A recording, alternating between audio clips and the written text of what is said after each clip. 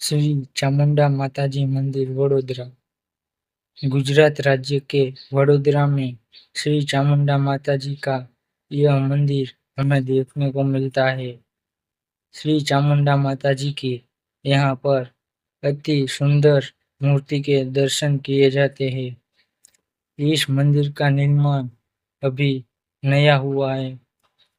यह मंदिर पर हमें श्री चामुंडा माताजी की मूर्ति जो एक आरस पत्थर से बनी हुई है वो दिखाई देती है और ये मूर्ति सुंदरता में बहुत ही अति रोचक और मनमोहक दिखाई देती है, जिसके दर्शन करने से ही भक्तों के सारे दुख दूर हो जाते हैं।